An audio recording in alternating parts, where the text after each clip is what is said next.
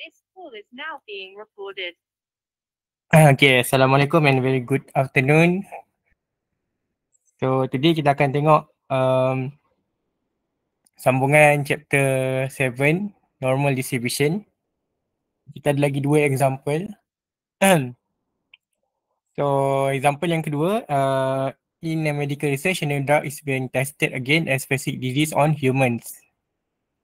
Clinical tests show that the probability that the patient with disease is cured by taking the new drug is 0.75. So kalau kita nak tahu dia adalah apa benda, dia kena tengok dia punya nilai. So kalau dia tak faham dia punya ayat tu, dia tengok dia punya nombor. So kalau nombor dia macam 0 point something ataupun dalam bentuk percentage, biasanya dia adalah P.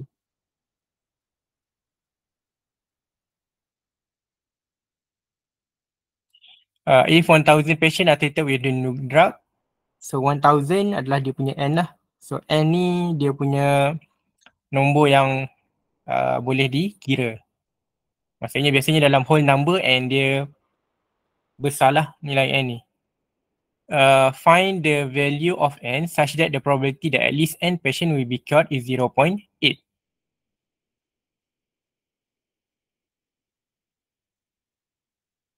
Okay, so untuk soalan A ni, dia suruh cari value of N.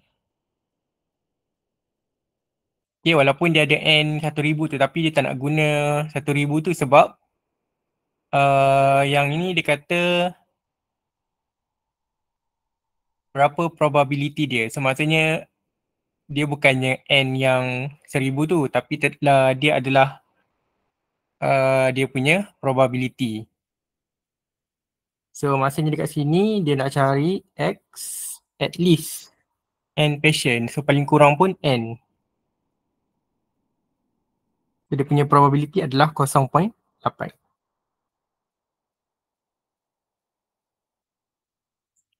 Okay, so dia nak confusekan kamu lah. So dia kata at least N. Tapi sebenarnya N tu adalah nilai Z lah ataupun nilai X. So untuk cari nilai N, kita kena gunakan. So yang ini adalah binomial. 1K 0.75. Okay, tapi kita nak cari dia punya probability, tak boleh guna binomial sebab dia punya N dia sangat besar. Jadi bila N sangat besar ni, kita biasanya tukarkan kepada normal. So macam mana tahu dia boleh tukar atau tidak? So first kali kita tengok dia punya N. N dia mesti lebih besar daripada 50. Okay, yang kedua dia punya NP mesti lebih besar daripada 5. So kalau kita darabkan dia memang lebih besar daripada 5 lah. 0.75 darab dengan 1000 dapat 750. So kalau kita dah memenuhi kedua-dua ni, kita boleh tukarkan kepada normal. So normal yang first ni akan jadi dia punya mu ataupun dia punya mean. So mean dia adalah 1000 darab 0.75. Sama dengan 750. And then darabkan dengan 1 tolak 0.75. Okay, 187.5.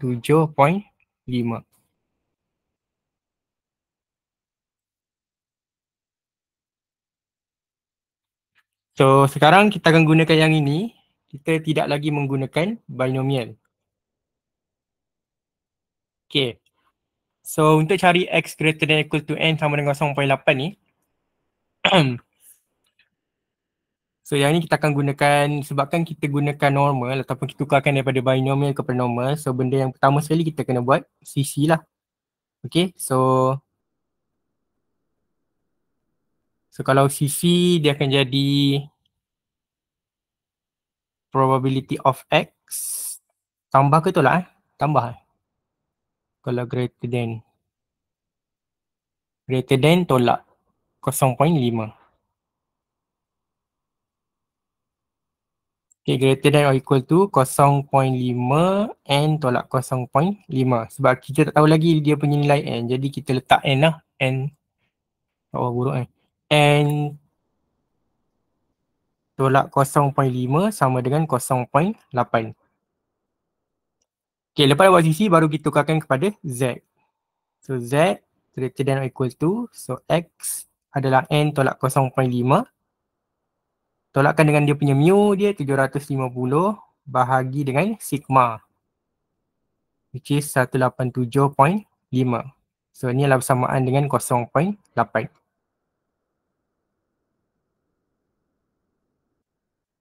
Okay, lepas tu kita nak cari dia punya probability ni kan. So kita kena tengok kita punya probability dia sama dengan 0.8. So bila 0.8 maksudnya dia adalah negatif. Okay, so Z dia dekat sini. So, bila dia lebih daripada 0.5, dia akan jadi sama dengan 1 tolak probability of Z greater than or equal to N minus. So yang ni kita boleh tolakkan So dia akan jadi negatif 0.5 tolak 750. So akan jadi N tolak 750.5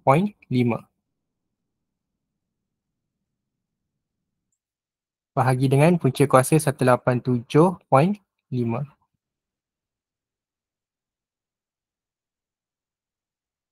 Lepas tu pindahkan satu, bila pindahkan satu dia akan jadi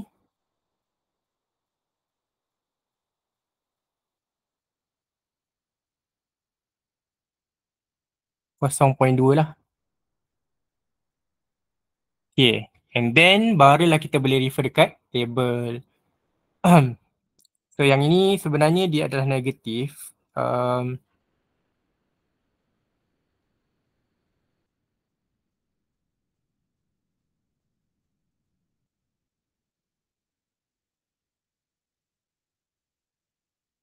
So you kena tengok nilai 0.2 ni berapa.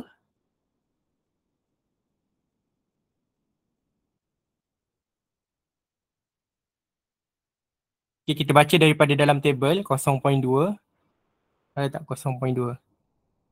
0.2, 0.2 sini ya. Ataupun sini.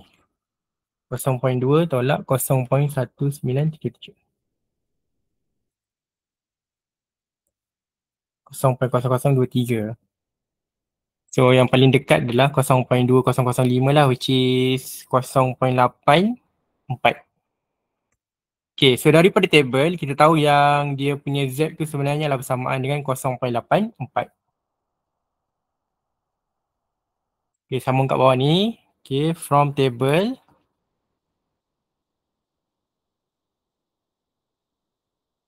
probability of Z less than or equal to apa tadi?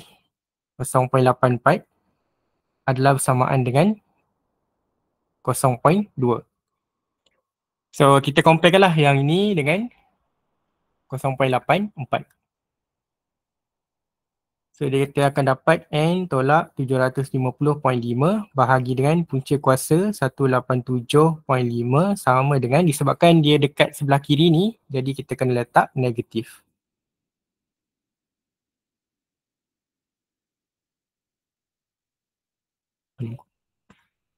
Okay, so daripada sini you boleh dapat dia punya N lah. So pindahkan ni, lepas tu tolakkan dengan, tambahkan dengan 750. So negatif 0.2. Darabkan dengan punca kuasa 187.5 tambah dengan 750.5. So N lebih kurang bersamaan dengan 747.761. Tapi N ni adalah nilai patient kan. So patient dia tak boleh perpuluhan, dia mesti nombor bulat. So kalau kita bundarkan dia akan jadi 748. Okay, at least 748 patient. Dia nak apa? Patient will be cured.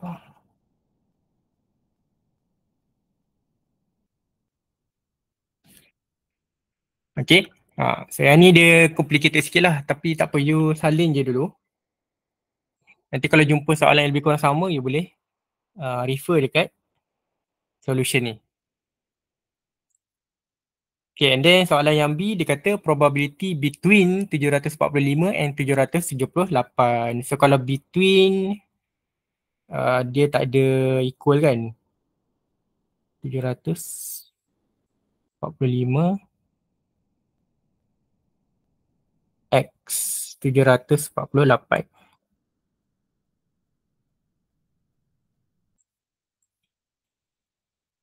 Okay, so sama juga kita akan gunakan normal. So kita kena tukar dulu kepada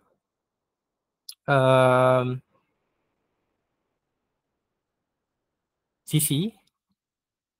So, sebabkan di sini tak ada equal, so dia akan jadi X greater than 746 X 747 78. Oh ya kan, 778. So yang ni dia akan jadi 777.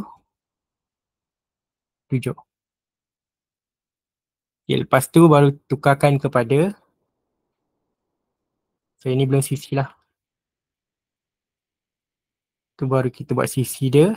So CC dia sebelah kiri dia akan jadi tolak kan. CC sebelah kiri tolak, sebelah kiri tolak, sebelah kanan tambah.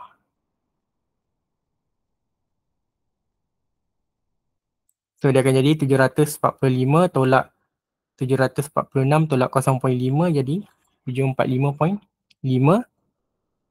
And then yang ni akan jadi 77.5. Okay, lepas dah tukarkan kepada CC, baru kita tukar kepada Z. So Z akan jadi 745.5 tolak dengan dia punya min. Min dia berapa? 750 750.5. 750. Mak tak muat lah. Sama dengan P 745.5 tolak dengan 750 bahagi dengan punca kuasa 187.5 Z 777.5 tolak 750 bahagi dengan punca kuasa 187.5. Okay, and then kita kira lah. Okay, 745.5 tolak 750 bahagi dengan punca kuasa 187.5.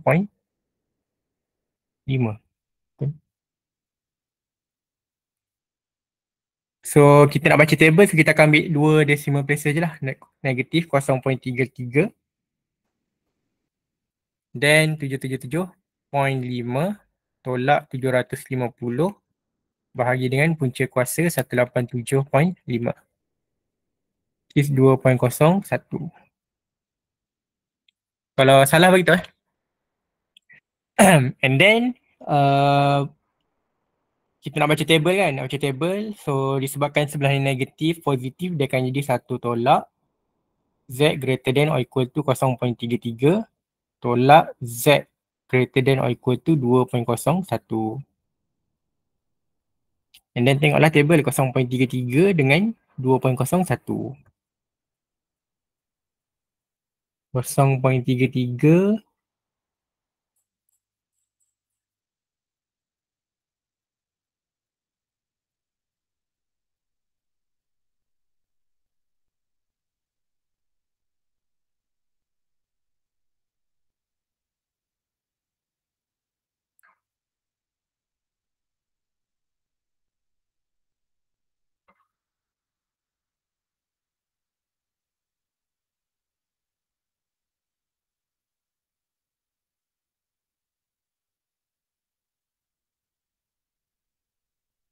Okay, 0.33 bersamaan dengan 0.3707 tolak 2.01 bersamaan dengan 2.01. 0.0 2, 2, 2. Kalau saya tak salah tengok ah. Kalau salah beritahu 1 tolak 0.3707 tolak 0.0222. So, akan dapat jawapan dia 0.6071. So, ini adalah probability untuk 745.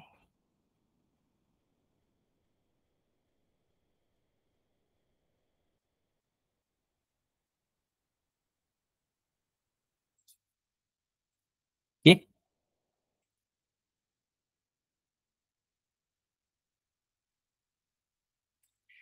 Okay, next question.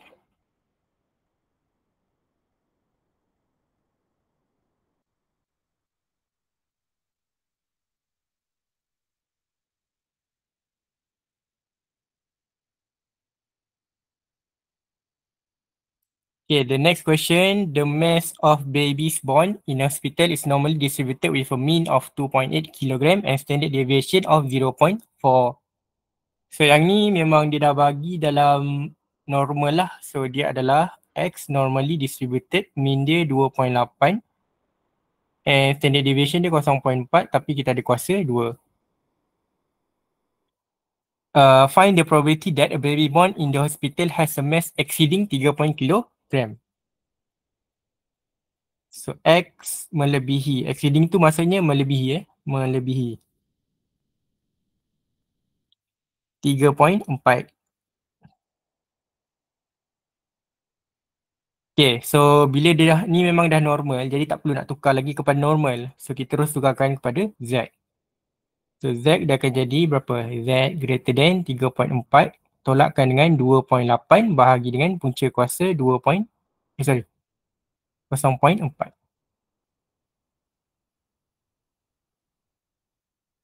Then tekanlah kalkulator, dapat 3.4 tolak 2.8 bahagi dengan 0.4. So akan dapat Z greater than 1.5.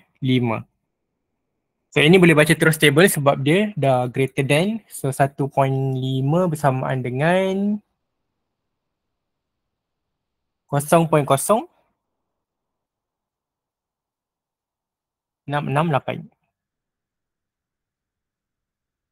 Okay.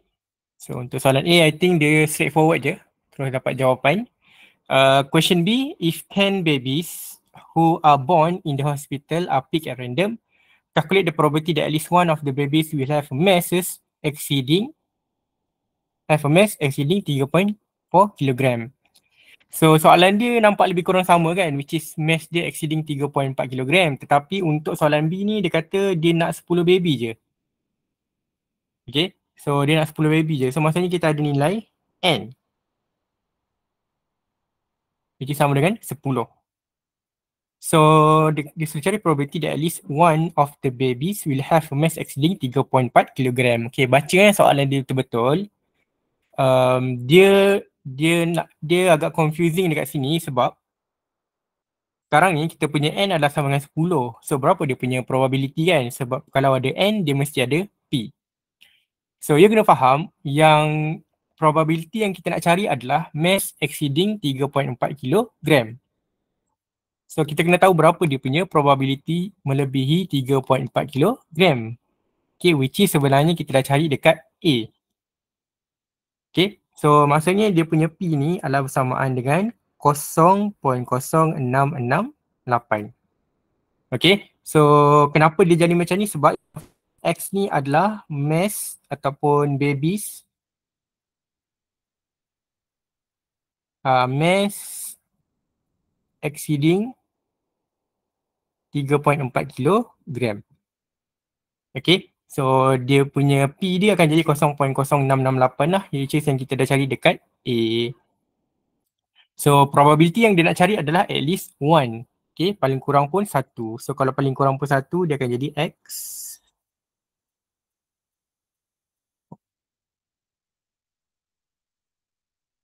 X greater than or equal to 1. Okay, so untuk cari ni disebabkan kita punya X ni adalah binomial 0.066. So X greater than or equal to 1. Okay. So yang ni kita kena guna binomial lah. Kenapa kita tak boleh nak gunakan normal? Sebab macam saya kata tadi, kita mesti penuhi dua syarat ni. Yang pertama adalah N mesti besar daripada 50. Dan yang kedua adalah NP mesti lebih besar daripada 5. So kalau tengok untuk syarat pertama pun dia tak penuhi. Syarat kedua pun dia tak penuhi. Jadi tak boleh gunakan normal. Okay, tak semua benda kita kena tukar daripada binomial kepada normal. So kalau dia guna binomial, kena guna binomial lah. Okay. So kalau X greater than or equal to 1, so kalau nak baca table pun tak boleh sebab dia punya P dia 0.0668. So dalam table pun tak ada. So nak tak nak kita kena gunakan formula. So nak guna formula kita gunalah 1 tolak probability of X less than or equal to 0. Okay, so dia punya formula apa? N CR. R dia berapa? 0 darabkan dengan probability dia 0.0668 kuasa 0 darabkan dengan 1 tolak 0.668. 1 tolak 0.0668. Okay, 0.9332 kuasa 10 tolak 0. Okay, so nampak dia actually dia bercampur lah normal dengan binomial punya soalan ni. Sebab tu saya cakap you kena pandai cara nak tengok kena guna binomial ataupun normal. So daripada sini tekanlah kalkulator dapat jawapan. So yang ni 1, 1. So 0.9332 kuasa 10. So 1 minus, so lebih kurang jawapan dia 0.4991.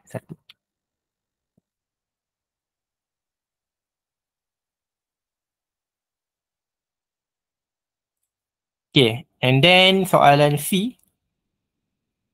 If 100 babies were born in a fetal update at random, calculate the probability that at least 10 of the babies will have a mass exceeding 3.4 kg. So once again, kita punya X ataupun kita punya event sekarang ni adalah mass exceeding 3.4 kg. Cumanya dia punya N sekarang adalah 100, bukan lagi 10. Lah, tak muat. Okay, so let's say kita ada C. So N kita 100. So P dia masih lagi sama, which is 0.0668.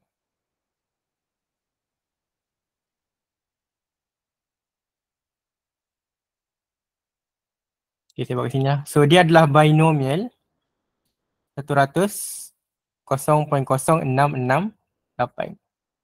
So dia nak cari probability at least 10. Okay, at least 10. So at least 10. So at least 10. So paling kurang pun 10. Okay, dekat sini kita boleh gunakan normal. Sebab apa? First kali kita punya N dah melebihi 50. So N kita 100, so dia 50 kan. So boleh, so kalau NP pun dia lebih besar daripada 5. So kita boleh gunakan normal distribution. So untuk tukarkan kepada normal, so macam biasalah tukarkan kepada normal. So yang ni akan jadi 100 darab 0.068. So akan jadi 12, which is 6.68. And darabkan dengan 1 tolak 0.0668. So 06.68 tolak answer. Akan dapat 5.7468.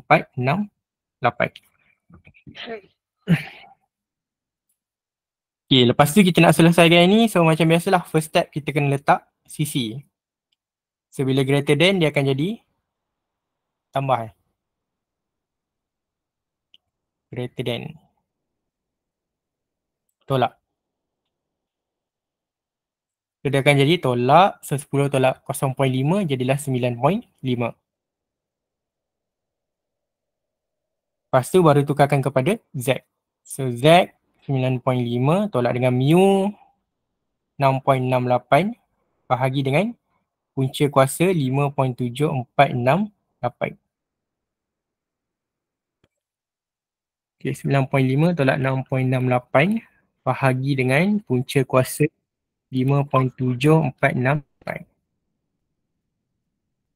So akan dapat Z greater than or equal to 1.1 8. Okay, and then boleh refer dekat table lah berapa dia punya Z.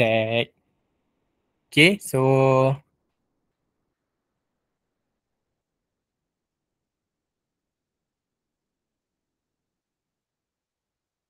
okay, boleh seorang bagi tahu apa dia punya nilai dia?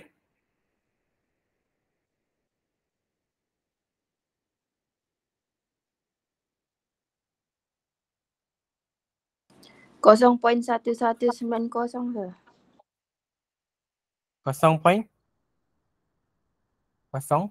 tu. 0.019. Betul? 1190.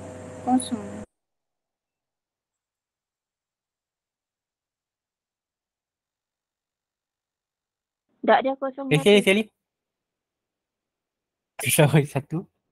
0.1. 0.119. Okay, so the probability is 0.1190.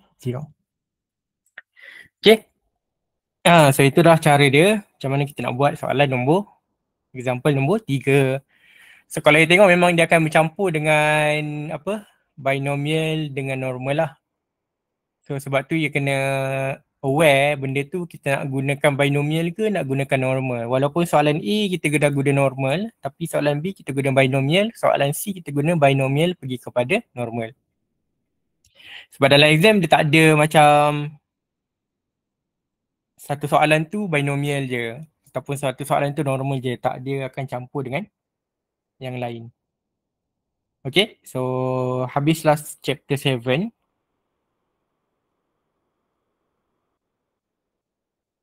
Okay, so untuk chapter 7 ni memang agak susah lah sebenarnya. Compare dengan the other chapter. And I think dia adalah markah yang paling banyak dalam exam SEM 2.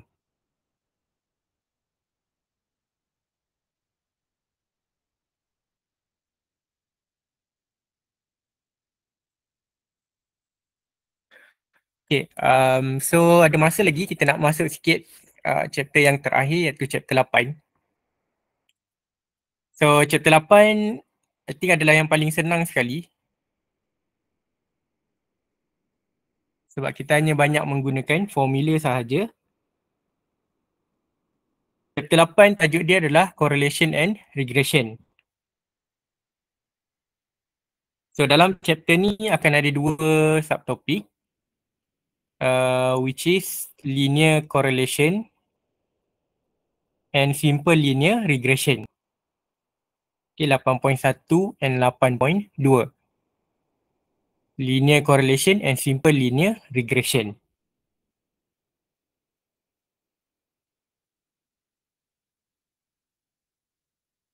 Okay, first kali kita tengok introduction. Introduction ni apa Okay, okay, so apa yang kita akan belajar? So basically kita akan belajar mengenai variable.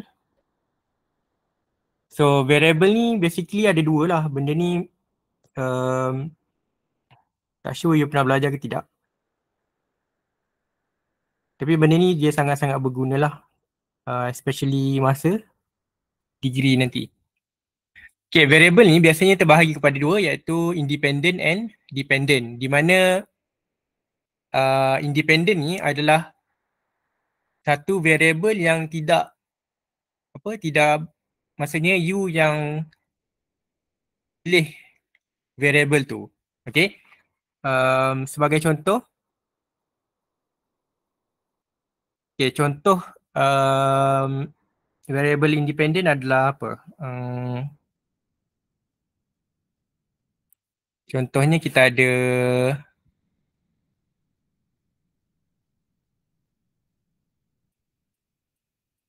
temperature.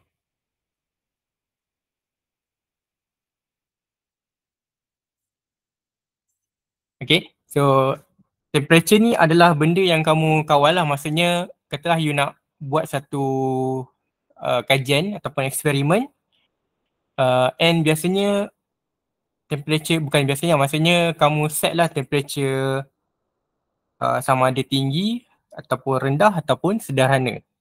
So sebab tu dia panggil independent. Maksudnya dia tidak bergantung ataupun dia tidak berkait antara variable yang lain.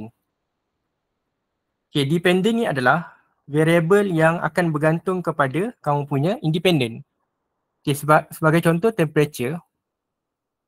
So dependent ni adalah apa? Contohnya macam the thickness of clothes.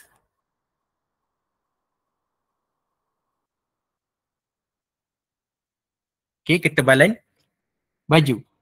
So maksudnya the higher the temperature, basically akan lower lah kita punya apa, thickness of the clothes lah.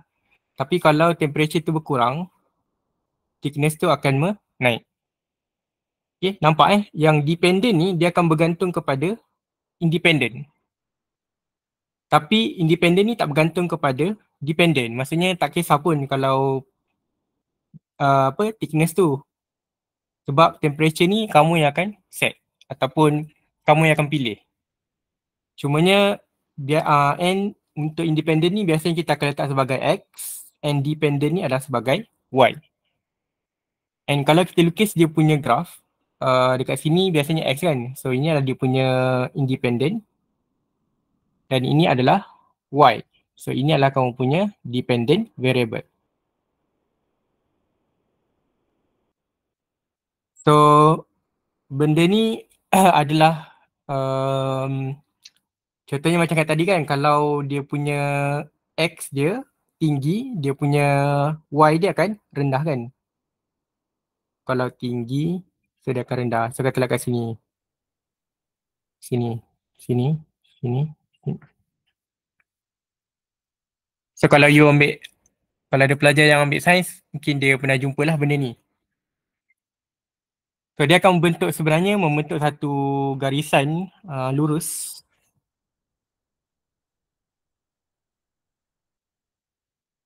Okay. So kenapa dia membentuk satu garisan lurus? Sebab ini adalah yang kita panggil sebagai linear correlation. Okay, apa itu linear correlation? Kita tengok. Okay. So daripada yang kita discuss tadi, akan ada bentuk 3 relationship lah sebenarnya. Okay. Dia tak semestinya lurus je, tapi dia ada 3. Yang pertama adalah kalau bentuk dia macam ni. Macam kita tadi lah. So kalau dia tinggi X, Y pun tinggi. Okay. So kata dekat sini kan. So kalau X tinggi, Y pun dia akan tinggi. So dia adalah positive linear correlation. Yang kedua adalah kalau X tinggi, Y dia adalah rendah.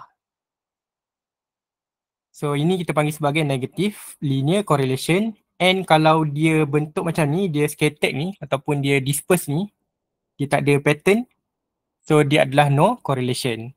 So benda ni boleh tengok daripada graph lah sebenarnya.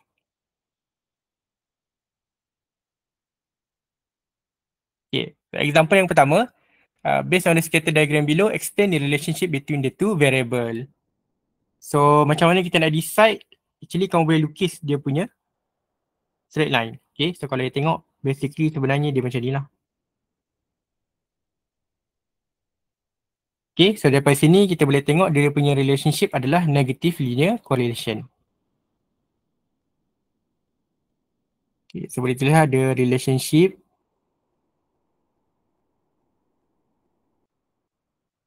between benda ni.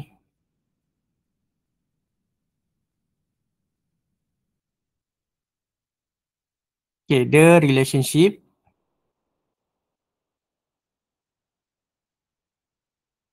between variable X and Y is negative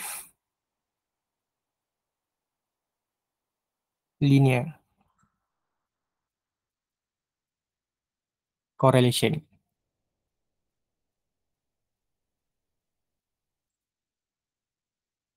Okay, so sebab tu cakap dia senang je. Kamu tengok je dia punya graph, apa dia punya relationship, you tulis je. Okay, next.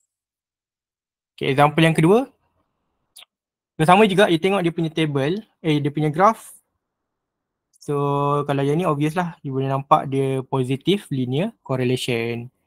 So, based on the diagram plotted, interpret the result. So, boleh tulis lah. Sama macam tadi. The relationship between cumanya ni dia punya ni ada ayat ataupun ada kataan kan. Ada nama. So boleh kena bagi tahu nama dia lah. The relationship between the weight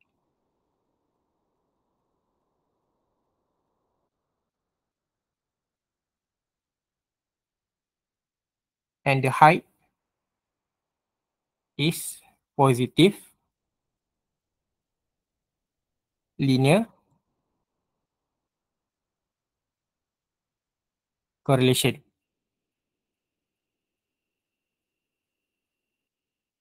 Okay, positive linear correlation. So saya ni sama. Okay, so itu sahajalah untuk hari ni.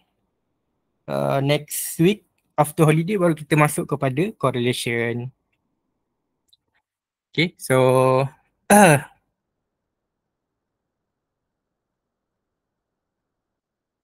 I think that's all for today. Thank you very much and see you next week.